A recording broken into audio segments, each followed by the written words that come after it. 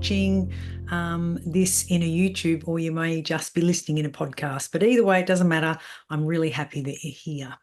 So Salon Conversation has been a podcast that I've been interviewing people for some time now. There's quite a lot of episodes and I've really enjoyed doing it. But I want to make a change. I want to make a change for a couple of reasons.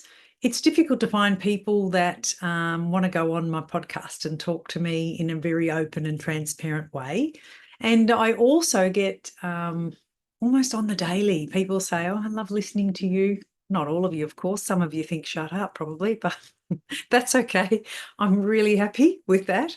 But those that do find my words inspiring, perhaps calming in fact, and helps them to feel like they can do great things, because you do. I honestly believe so strongly in the human spirit, or the human soul. So I thought it would be a really good idea to start my very first solo podcast on something that has been a really big shift for me in the last, well, I've probably been working on it for 10 years without me knowing, but in the last probably 18 months has been an incredible shift in me and my life. So if I go back to the beginning, I really never had any problems having any birthdays. I never thought, oh, I'm going to be 30 or 40 or 50. And I don't have a problem with turning 60. I'm actually incredibly proud of my age. And I tell anybody who wants to listen, because I just think it's a number. I really do. And I've always been fascinated and drawn to people who do incredible things for their age, whether they are young and doing incredible things or old and doing incredible things. But when I look back over the things that I've been drawn to, which is why I'm going to talk to you about that today, a person's purpose, that comes into it very strongly. So today I wanted to just have a podcast where I have a bit of a plan and we do our best to stay on track. Good luck with that, Lise. It might not happen, but I just want to share some of my Lisaisms or wisdoms with anybody. You don't have to be a salon owner, a clinic owner, or own a nail bar or a beauty salon. Doesn't matter. Doesn't matter. If you want to tune in, just tune in, because today's lesson is about lots of us, lots of people, probably in particular women, because I am a woman, but it doesn't have to be. So the topic that I want to talk about today is something that gets thrown around, I think, too easily, which is mission, vision, purpose. I don't know which order you want to put it in, but I think that it's a really important thing that you keep coming back to in your life and across your life. And I've done this a few times when I've been in coaching programs. I remember doing it before I wrote my first book, and they talked about the intersection of two things that you feel really strongly about. And the example that they used was Steve Jobs liked IT and technology, but he also had a sense of the arts and how things should look. So his choice of fonts and how the laptop should look and how the computer should look and how the iPad and all of those things should look was really, really important to him. But he also had this user-friendly thing, which wasn't available to the whole world back then. So that was about the first time when I started to explore, what is it that I do like, you know? I don't think I probably nailed it there. I don't think I really understood it. I knew there were some patterns in my life when I'd been busy building. I like creating things and building things. So I knew there was something there, but I really could not quite put my finger on it. Wind the clock forward probably another 10 years, and I reckon I'm getting closer. So it's not something you have to know when you're leaving high school. And even if you did, I think it can change. I think it can change. So some things don't change in it, and mine hasn't changed in it, but it's morphed a little bit. So I thought that I would talk to you about that. So the first part, we've got three parts really. So what is my purpose in life? What were we made for? You know, what were we put on this planet for? But I think that probably before that comes the vision. So how do you see yourself is really important. So I think when you look back over your life, I think about the times when I've been the happiest. So this is kind of helping me to get a picture of where I am, and then I'll go to the vision. So when I think about the times in my life when I've been the most happiest, um, renovating homes, love a good renovation, love all the problem solving, so that's a bit of a clue there, the problem solving. So the building of something, the fixing of something, this is not working and give it to me and I'll do it. Like I'm the kind of kid who wants to get the knots out of the shoelaces for someone, or the knot out of the ball of string, and someone says, oh, this is fucked, you'll never get that knot out, and I think, I'll give it to me, I'll have a crack. So I like that difficultness.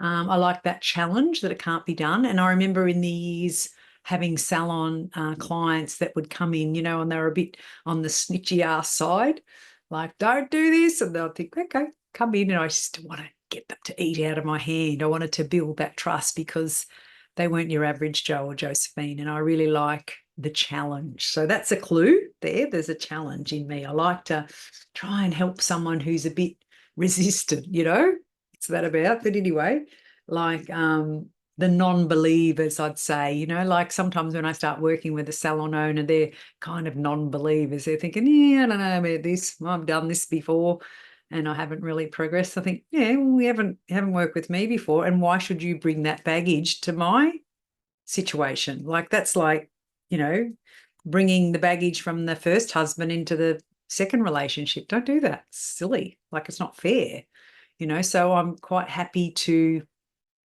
call people out on that. I think, no, it's not right. You shouldn't be doing that. So that's the first thing. I like a challenge.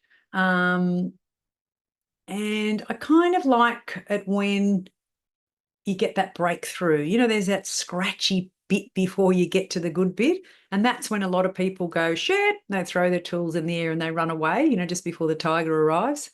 But the tiger often doesn't arrive, So I like that kind of, this is hard, this is tricky, but you're just about to have the breakthrough. So I kind of like that part of it. I like building things, and I like it when I go, wow, didn't see this coming. This is really hard. So I kind of like that part too. So that tells you a little bit about me. A lot of grit in me.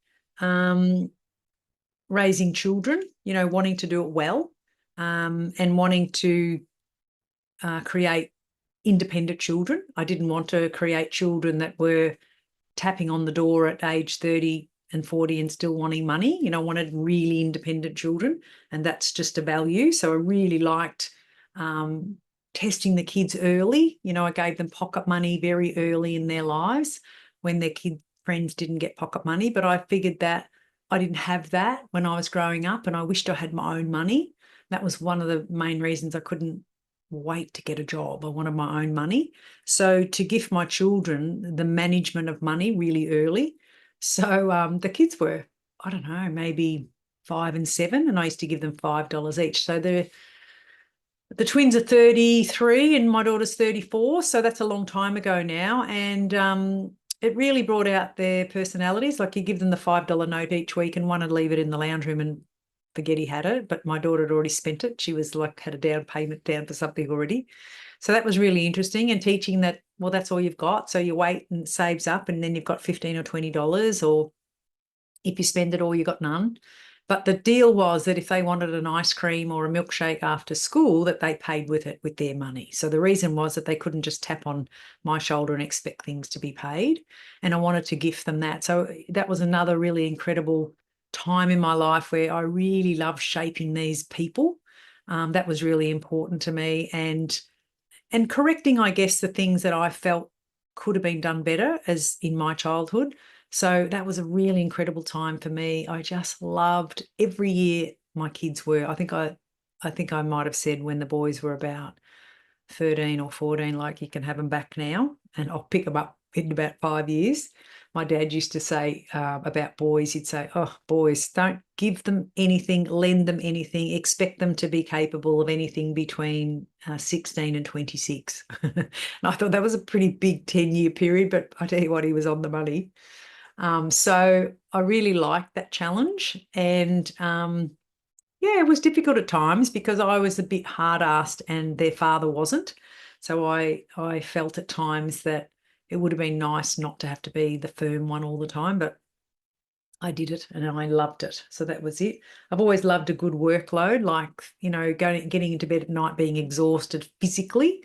I really liked that. Planning something. I remember writing my books was such an exciting time in my life. I kept thinking, oh, I've got to put that in. I've got to put that in. And it was really hard, especially the first one. I wasn't a person who could sit still. So writing that book was really hard, I don't think is the word. It was a big fucking job. It was a really big job for a kid who didn't really write much. And I don't think I sent an email or switched on a computer till I was 46.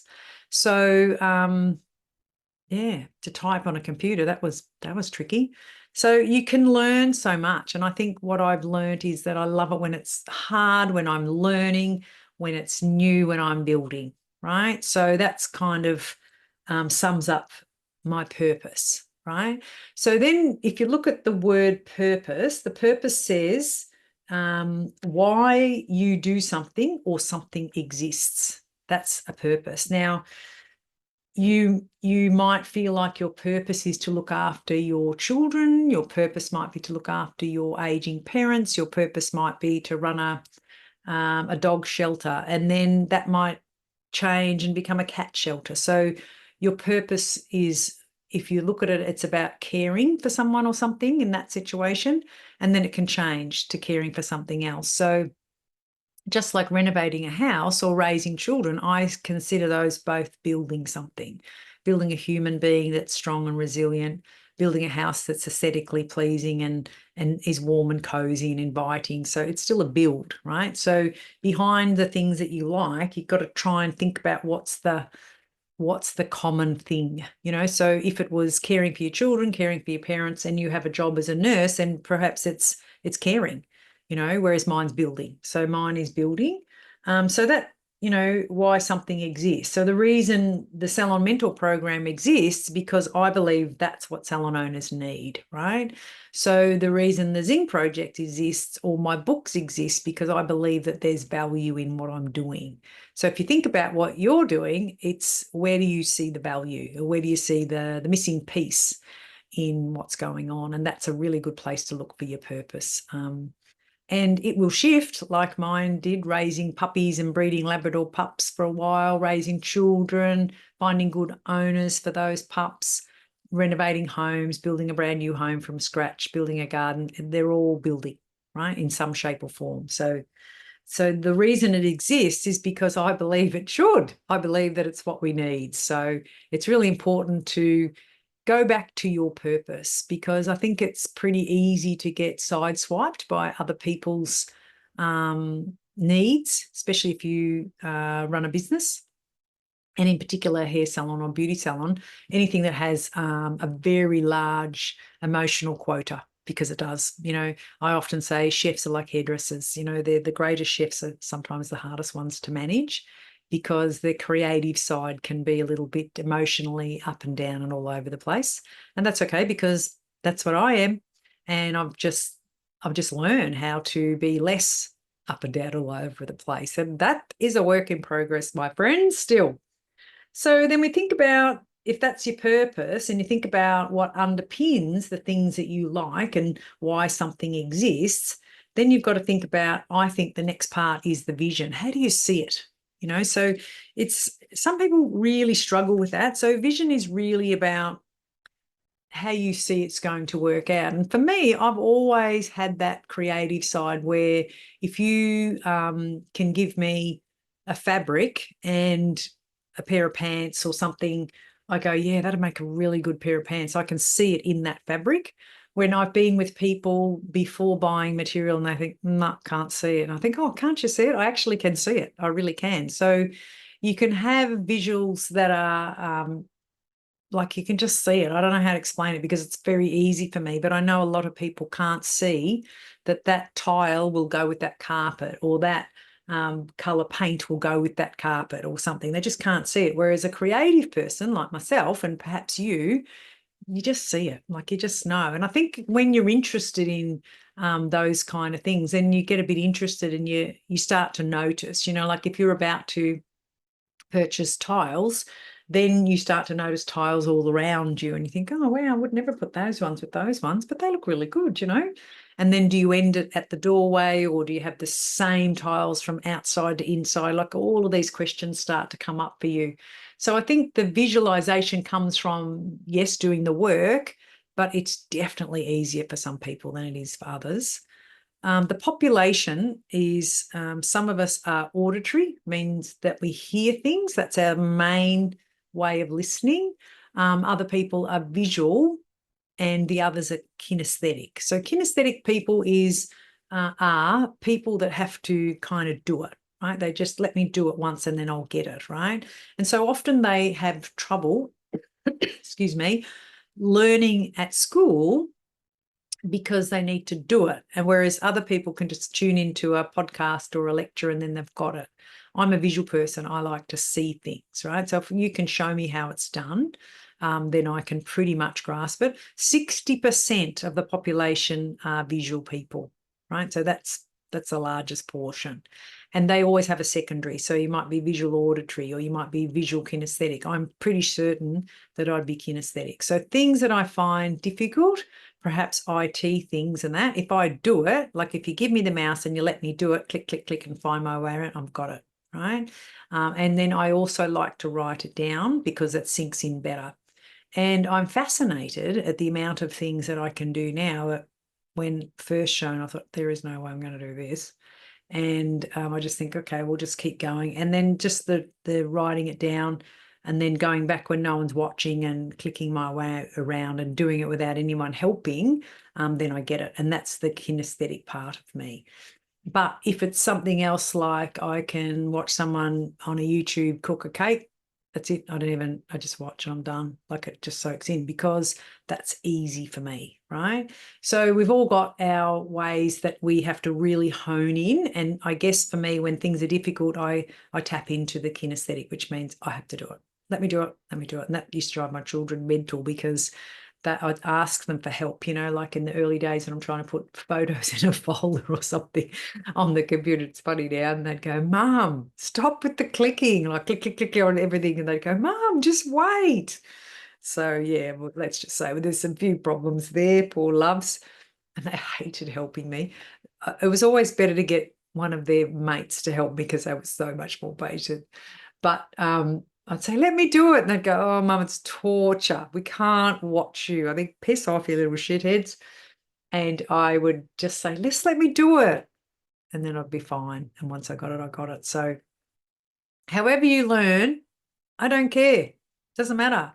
As long as you can stick up for yourself, then everything's good. So you just do you, girl.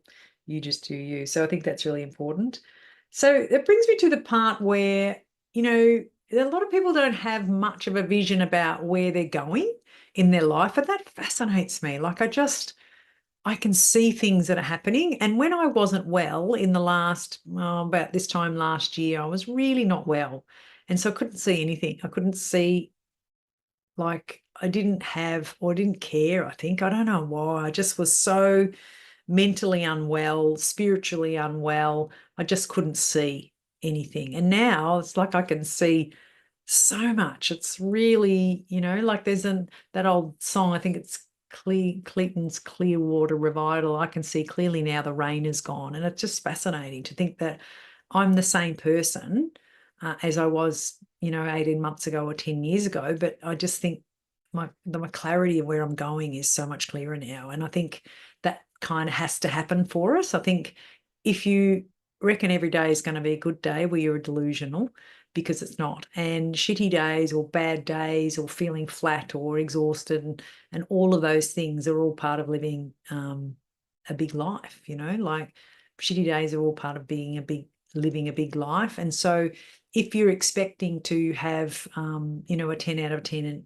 wellness score every day, I just don't think that's going to work, right? Now, I'm only me, of course, but I think anything above a 7, if you wake up and you think, yeah, I've got so much on or whatever, but if I can tackle it with an attitude of a 7 or 8 or a 9 or a 10, then I'm really good. But I think if you are hovering around a 4 or 5, I think something's not right. You're tired, you're hungry, you're angry, like something's not right, you're not well, and that's okay. But I think when you take away the neglect of oneself, then I think that you really should be at a 7 or above. Like if you've had sleep and you've and sometimes you can't, you're sick, so you cough all night, you don't get any sleep, or you're sleeping with someone who's not well, or you're worried about things that you don't know the answer to, and you're going to find the results soon. So you kind of you can get into this, what I say, into your head, right? So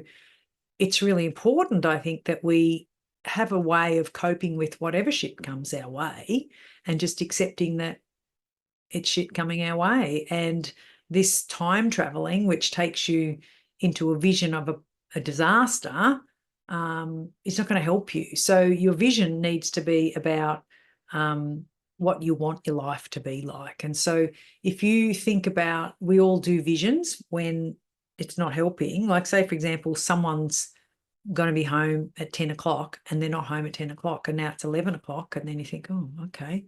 And you can't get them on the phone, and now it's 12 o'clock, midnight, and now it's 1 a.m. And then, so your vision can be that you imagine they're in the hospital, or they've had an accident, or you vision something bad, right? So you can vision bad and you can vision good, so the same as your purpose can be bad and your purpose can be good. So we are the people who decide what our vision is, and we are the people who can adjust that vision, right? So if you think about, the person's not home and they should have been home by now, and then you start stewing on it, well, what have you achieved other than you can't do anything about it? So why don't you flip that and think, well, there's a misunderstanding here. This person wouldn't do this to me. This person wouldn't say I'll be home at 10 o'clock and then not be home at 10 o'clock unless there's something that has happened. And so quite possibly their phone's just broken, or quite possibly they've fallen asleep on the couch, or quite possibly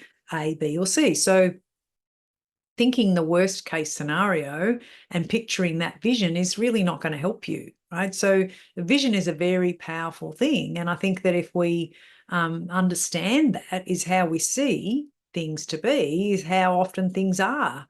And so I am learning so much more about being in the moment and being in the day. And so, if all I can do today is all I can do today, like I'm doing this podcast, right? So on all the list of the things that I wanted to do, one of them was to start to do podcasts on things that I just feel really strongly about and that I'm passionate about, and talking about a vision and a person having a purpose and a person being on a mission is something that I've always wanted to do. So it's on my list. It was on a Post-it note, and then I looked at the Post-it notes that I thought that I could do today. And I thought, okay, I've got an hour before I finish work today. I'm going to knock this one out. So I've done that, right? Now, what I feel after doing this, like I visualized without me giving it too much time, but I visualized how I'd feel when it was done. So I thought, yeah, good. I've got a meeting at 7 p.m. tonight, and I thought, yeah, it'd be good to get on to that call tonight and go, guess what I did today? Made my first podcast, which wasn't a guest. Like, that's a vision, right? So I saw it. I saw how that would happen.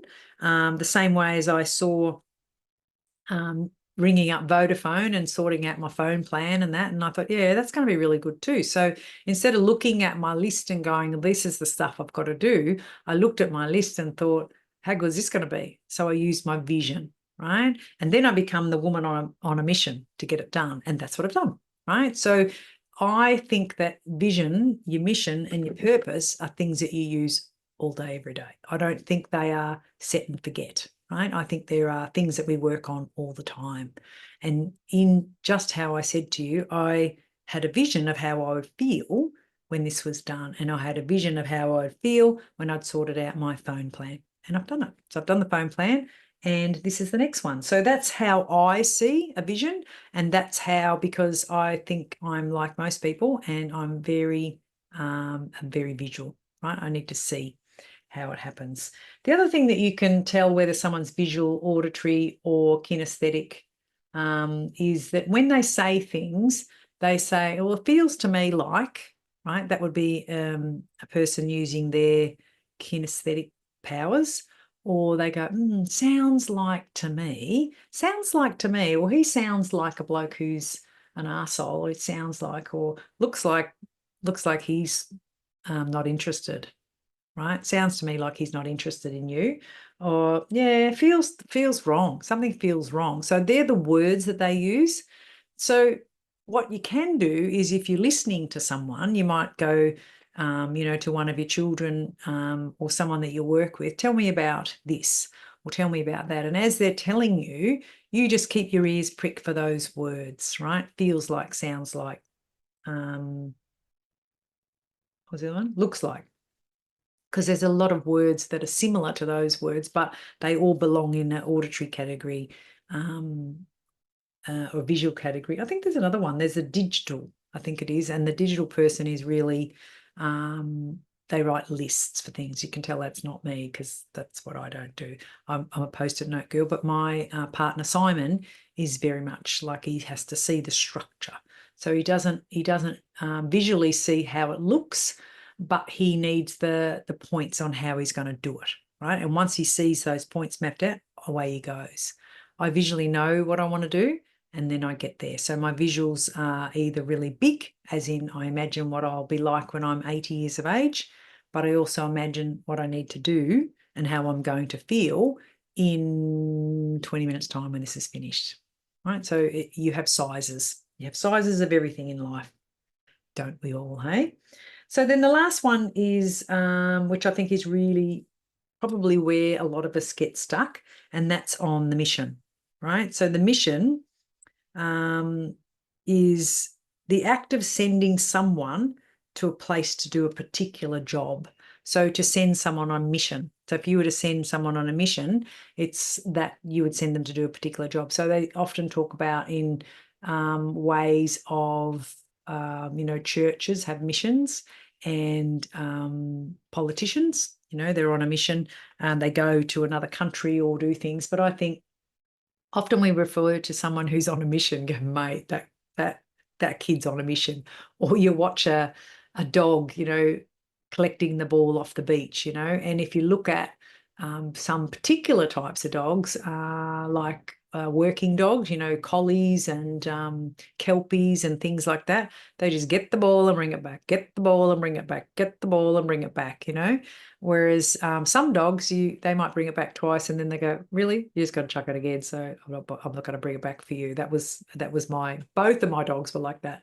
They go, seriously? I just brought it back for you. What are you doing? And they'd go, run off somewhere else. But some dogs, I always say that the Kelpie and the Border Collie, I think, if any dog had a ADHD, it's that brand of dog, because you just see them. They can't see anything else except that stick or that ball that they have to go and get on repeat. And owners will often tell me, they go, yeah, she never stops. I have to stop the game. The game never stops. And I think, wow, that's a dog on a mission, right? So that's my interpretation of a mission, is that it's just, it drives you, I'm on it, right? I have a mission.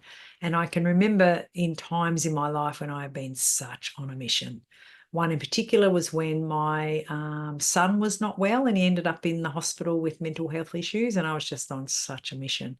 I was going to get that medical team to know who I was and how important that boy was to me. I used to make cakes and take them in. It was during COVID, and let's be honest, I was bribing the nurses to know where this food was coming from, because that boy there's mother loves you, and that boy's mother is going to do whatever she can from this side of the fence, because I wasn't allowed in there. And I used to look at him and chat to him and take him in a coffee through a glass screen. It was one of the hardest times in my life. It was just COVID in Melbourne, Australia was horrible, full stop. So to have a boy in a mental hospital for 6 weeks was pretty hard. But out of the darkest skies often shines the brightest light. And I don't know how long we'd been divorced then, his father and I, but the family was a bit broken. It was a bit dysfunctional back then, mostly because of the unwellness of one of the team members, one of my sons.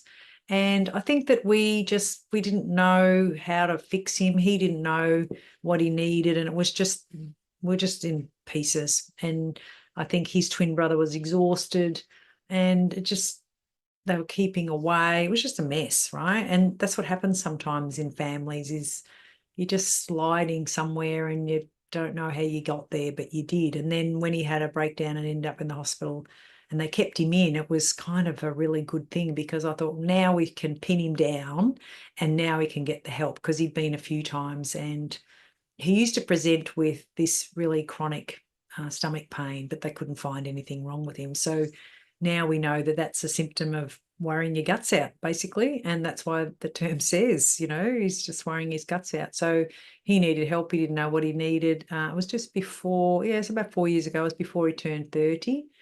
And so then I was on such a mission to learn about how do we help this boy? What is his challenges? We thought, schizophrenia and lots of things, but it turns out it wasn't. So it was a pretty hard time because we really had no idea about how sick someone can be mentally, delusional, just, and that's why they thought the schizophrenia. But, even if he was, and he wasn't, but it doesn't matter. It wouldn't matter if he was bipolar. It wouldn't matter. We'd love him unconditionally and the same as you'd love your child, the same. But it was just like, okay, now I feel like we can capture this beast and work it out for us as a family. And I think that it's always held me in such was it just a really good place of learning that something good's going to come out of this. Whatever's going down, something good is going to come out of this. And you won't know it at the time. You really won't, but in time you will.